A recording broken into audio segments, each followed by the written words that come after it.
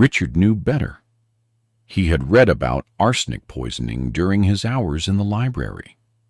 He recognized the symptoms in himself: the fatigue, the digestive troubles, the muscle weakness. Catherine was slowly killing him, disguising murder as disease, eliminating the one person who knew her secret and posed a threat to her plans. But he was too weak to fight back, too isolated to get help. The house servants followed Catherine's orders absolutely. The overseer rarely came to the main house. Richard's room was on the second floor, and by November, he barely had the strength to get out of bed, let alone escape the property and reach Westboro. He made one final attempt to expose Catherine in late November, writing a letter to his grandfather, Danforth, in Augusta. It took him 3 days to compose it, working for a few minutes at a time before exhaustion overwhelmed him. He described Catherine's breeding program, her journal, the poisoning. He sealed the letter and gave it to one of the younger house servants, a girl named Pearl, begging her to post it in Westboro without telling Catherine. Pearl took the letter, but she also told Catherine, terrified of what would happen if the mistress discovered she'd been keeping secrets. Catherine read the letter expressionless, then burned it in the fireplace in front of Richard.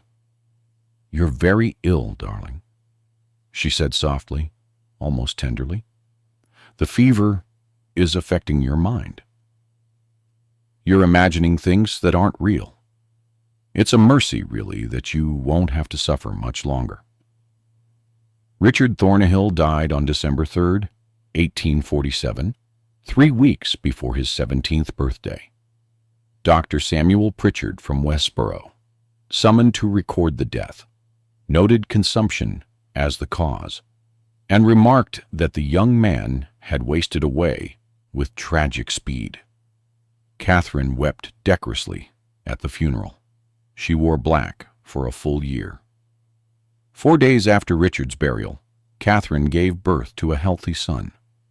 She named him Jonathan, after her late husband, and claimed he had been born slightly premature, which explained any questions about timing.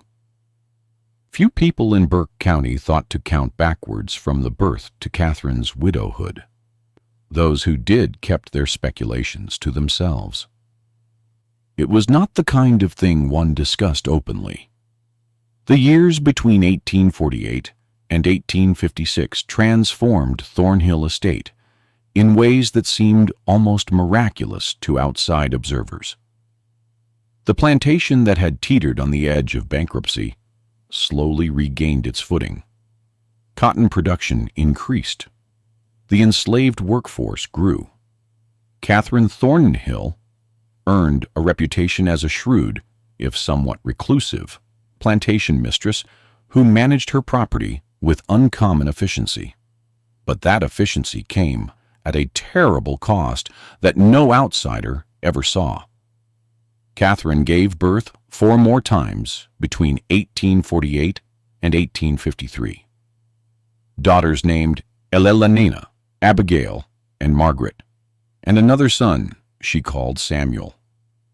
Each birth was attended only by Miriam Grayson, who by now was deeply complicit in Catherine's schemes. The midwife received generous payment for her services and her silence, regular fees that far exceeded her normal rates, plus a small cottage on the edge of the Thornhill property where she could live without paying rent. Mrs. Grayson's role extended far beyond delivering Catherine's children. She also performed a darker function, ensuring that enslaved women on the property only gave birth to children who fit Catherine's careful plans. When pregnancies occurred outside Catherine's controlled pairings, and they did, because human beings will form attachments and intimate relationships, even in the most oppressive circumstances. Mrs. Grayson provided abortifacts, plant-based compounds that induced miscarriages. She performed these procedures in a small room behind the overseer's cottage, away from the main house, away from witnesses. The women subjected to these forced abortions rarely spoke of them, even to each other. The trauma was profound, the grief unvoiceable in a system that already denied them autonomy over their own bodies. But whispers circulated through the quarters anyway. Stories of women who had been pregnant one week and bleeding the next, who were told they had simply lost the babies naturally, though everyone knew Mrs. Grayson had been involved. One woman named Ruth tried to resist. In the spring of 1851, she was 5 months pregnant when Catherine discovered that the father was not the man Catherine had designated for her, but instead a young field hand named Samuel, with whom Ruth had formed a genuine attachment. Catherine ordered Mrs. Grayson to terminate the pregnancy immediately. Ruth ran. She made it nearly 4 miles into the pine forests southwest of the plantation before the overseer's dogs tracked her down. She was dragged back to Thornhill Estate, held down by 2 men, while Mrs. Grayson forcibly administered the abortient compounds. Ruth survived the ordeal physically, but something fundamental broke inside her. She worked mechanically after that, spoke rarely, and died 2 years later during a fever outbreak that swept through the quarters. She was 24 years old, but Ruth's tragedy was just one among many. By 1856, Catherine's program had produced 7 children of her own, all of whom were being raised in a peculiar liminal space. They were legally enslaved. Catherine had registered them as such in the county records, claiming them as children born to enslaved women on the property, which gave her legal ownership of them. But in practice, they lived in the main house, wore decent clothes, ate better food than the other enslaved children, and received informal education from Catherine herself. Young Jonathan, the eldest, was 8 years old in 1856. He was a serious, quiet child who resembled Catherine strongly. The same green eyes, the same auburn hair, the same sharp features. He had no memory of his father, Isaac, who had been sold to a plantation in Alabama in 1849. Catherine had found Isaac's presence a complication once his purpose had been served. The money from his sale helped pay down some of the estate's remaining debts. The younger children knew nothing of their true parentage. Catherine told them they were fortunate orphans, whom she had taken into her household out of Christian charity. She taught them to read and write, a dangerous illegality in Georgia, where teaching enslaved people literacy was prohibited by law. But Catherine was confident no one from the outside would ever enter her home and discover what she was teaching these children. She was grooming them, preparing them for the next phase of her plan. But that phase required patience. The children needed to reach physical maturity before they could be used for breeding. Catherine continued her meticulous record-keeping, tracking their growth, their health, their temperaments. She noted which children showed physical strength, which seemed more intelligent, which were more compliant. She was planning pairings decades in advance. In the meantime, she continued having children of her own. 3 more were born between 1854 and 1856. Sons named William and Henry, and a daughter called Caroline. Each had a different father carefully selected from among the enslaved men on the property. Catherine's criteria were ruthlessly practical: physical health, strength, decent teeth, good eyesight, no obvious impairments. She cared nothing for their personalities or characters. They were, in her mind, simply genetic material to be utilized. The men themselves had no choice in the matter. When Catherine summoned them to the main house, they came, knowing that refusal would mean brutal punishment or sale. Some of them understood what was happening, that the children Catherine bore would be their own biological offspring, even as those children would be raised to think of Catherine as their benefactors and savior. The psychological torture of this situation was extreme. They were forced to become fathers to children they could never acknowledge, never parent, never protect. One man named Thomas was summoned to the main house in Sudidi, 1855. He was 26 years old, married to a woman named Hannah, who lived in the quarters. Hannah was pregnant with their first child. When Thomas learned that Catherine intended to use him for breeding, he tried to refuse. The overseer, a brutal man named Virgil Kane, had Thomas whipped in front of the assembled enslaved population. 39 lashes that left his back scarred for life. Then Catherine had him brought to the main house anyway. Thomas complied. He had no other choice. But he never spoke to Hannah about what happened in the main house, and Hannah never asked. Some knowledge was too poisonous to voice. By 1856, Thornhill Estate housed a population that looked normal on the surface, but was actually structured along Catherine's twisted logic. There were the field workers, about 20 adults and their children, who worked the cotton and corn under the overseer's supervision.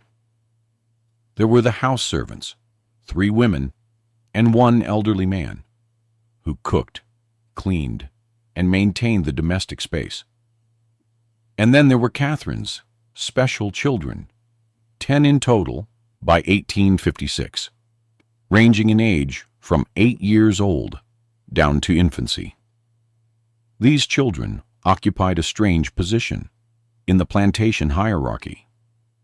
The other enslaved people resented them for their privileges, but also pied them for what they represented. Everyone in the quarters understood on some level what Catherine was doing. They didn't have language for eugenics or breeding programs. Those terms would come later, but they recognized the pattern. They saw how Catherine kept detailed records of the children, how she measured them periodically, how she noted their development in her locked journal, and they waited with a kind of horrified anticipation for what would happen when these children grew up. Because everyone knew what Catherine intended. She had made it clear, in subtle ways, in comments and instructions. These children were being raised to produce the next generation of workers. They were tools in Catherine's long-term plan to create a workforce that could never leave, could never be sold because they were genetically bound to her and to Thornhill Estate. It was an abomination disguised as innovation. But in the isolated world of a rural Georgia plantation in the 1850s, with no outside oversight and absolute power concentrated in the hands of the property owner, Catherine was able to pursue her vision without interference.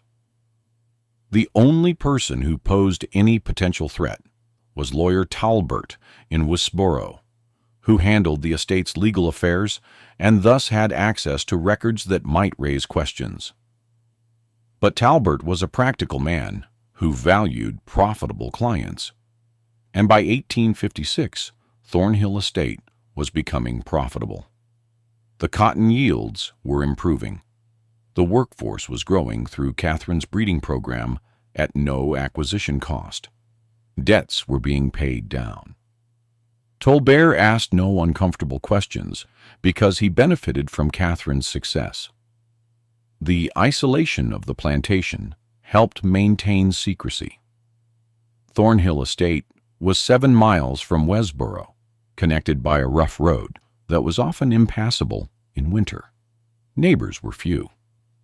The nearest plantation was 3 miles away. Catherine rarely entertained visitors and discouraged social calls. When she did interact with other plantation families, usually at church on Sundays or at occasional gatherings in Westboro, she presented herself as a proper widow, managing her late husband's property with Christian virtue and practical wisdom. No one suspected the systematic horror occurring behind the whitewashed brick walls of the main house and in the quarters beyond the oak trees. And even if they had suspected, would they have cared? This was Georgia in the 1850s, a society built on the brutal exploitation of enslaved labor. Catherine's program was more systematic, more coldly calculated than most, but it was not fundamentally different in kind from what happened on thousands of other plantations across the South. That was perhaps the most disturbing aspect of the entire situation. Catherine's breeding program was monstrous, but it was also logical, within the framework of a society that already treated human beings as property to be bought, sold, and bred at will. She had simply taken the underlying logic of slavery and followed it to one of its most horrifying conclusions. But systems built on such profound injustice contain the seeds of their own destruction. Change was coming to Georgia and the entire South, though in 1856, few people could imagine how soon or how violently it would arrive. The late 1850s brought increasing tensions to Burke County and all of Georgia. The question of slavery's expansion into new territories dominated national politics. The violence in Kansas Territory, where pro-slavery and anti-slavery settlers were literally killing each other, was discussed in anxious tones at the courthouse in Westboro. The presidential election of 1856, which put James Buchanan in office, did little to resolve the fundamental conflicts tearing the country apart. Catherine paid little attention to politics. Her focus remained fixed on Thornhill Estate and her long-term program. By 1859, her eldest children were approaching adolescence. Jonathan was 11, Elelena was 10, Abigail was 9. They were still too young for the breeding phase of Catherine's plan, but she was already making preparations, already selecting which of the enslaved young women would be appropriate partners when the time came. It was during this period that Catherine constructed what she called the Heritage Room, in a previously unused section of the mansion's east wing. She told the house servants it would be a storage space for family records and memorabilia.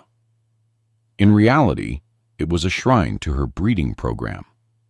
The room was windowless, lit by oil lamps, with walls lined with shelves and a large table in the center. On the shelves, Catherine stored her coded journals. 3 leather-bound volumes by 1859, chronicling every birth, every pairing, every observation about the children's development. She also kept small glass vials, each labeled with a name and a date containing locks of hair from each child. These samples were arranged in rows, organized by generation and parentage, a physical archive of her genetic experiments. On the table, Catherine had drawn elaborate family trees in ink, showing not actual family relationships, but her planned pairings for future generations. Lines connected names with notations about anticipated outcomes. Strong constitution, good teeth, intelligent, compliant temperament. It looked like breeding charts for show dogs or race A horses, except the names were human. Abigail paired with Thomas's son, Jacob. Eleanor with Isaac's son, Marcus, who would be born in 1862. Margaret with Samuel's nephew, Peter. Catherine spent hours in this room, planning decades into the future, imagining a Thornhill estate populated by 100 or more workers, all descended from her, all genetically and psychologically bound to the land. In her mind, she was creating something revolutionary. A plantation that would never face labor shortages, never require expensive purchases of new workers, never risk mass escapes because the enslaved population would have nowhere else to go. They were family in the most literal sense. The practical implementation of this vision required Catherine to exert even tighter control over the plantation's social structures. She began separating the children into different groups based on their roles in her program. The special children, her own biological offspring, continued living in or near the main house. The other enslaved children were kept at a distance, sleeping in the quarters, working in the fields as soon as they were old enough. But Catherine needed these other children too.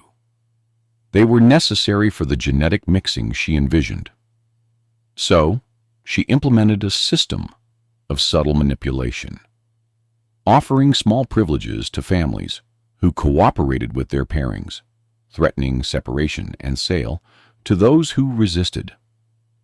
The psychological pressure was immense and constant.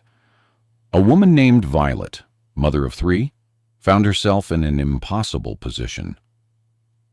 In 1860, Catherine had decided that Violet's eldest daughter, a girl of 14 named Sarah, should be paired with one of the